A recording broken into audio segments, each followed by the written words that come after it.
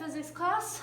Another concept that you will have to master for the test for this chapter in fluid mechanics is something called pressure. We talked about it already in chemistry, but this is a little more physics oriented. As you hopefully remember, pressure refers to the force per unit area. So it's not just about force. It also has to do with the surface area that an object is covering. And the example I always use for this is the difference between if I were standing here in my sneakers, which I am, I have a certain force. That first force is equal to my weight. All right, and that weight, as I'm standing here, is being distributed amongst two feet. And those feet are in a couple of shoes.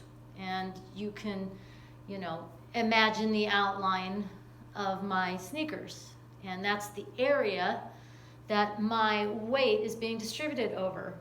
Now, what happens, and if I go outside on the wet lawn and walk around in my sneakers will probably get wet, but they won't sink very far into the ground.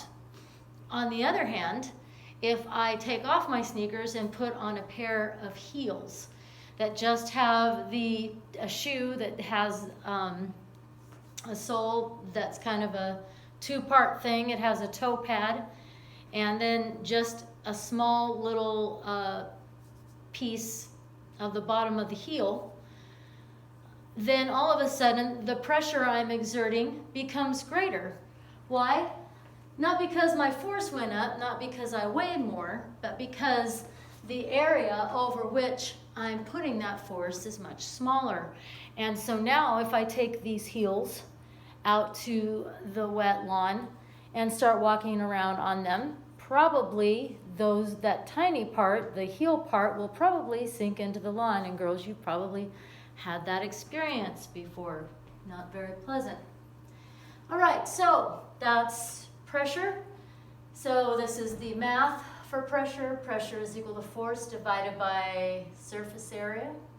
So the standard international units for pressure, if we have force and area, force is measured in newtons and area is measured in meters squared. So the standard international unit for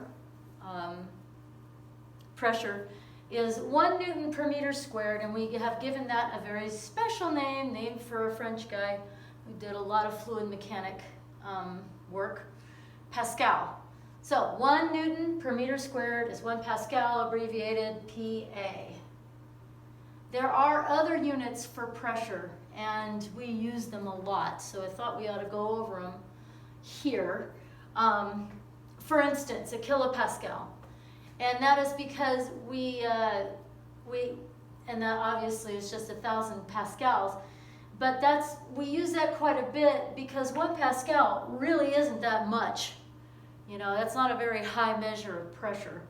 So more often when we're talking about atmospheric pressure and you've got the whole weight of the atmosphere on the ground, you need measurements in kilopascals because a Pascal is really not very much. Another measure of pressure is an atmosphere, which is what we used quite a bit in chemistry last year, abbreviated ATM. And basically, 1 atmosphere is equivalent to the average pressure at sea level. So we take the average pressure all over the earth at sea level, and that average is equal to 1 atmosphere. 1 atmosphere of pressure is also equal to 10 to the 5th pascals, or 100 kilopascals, and that's just about 1 atmosphere.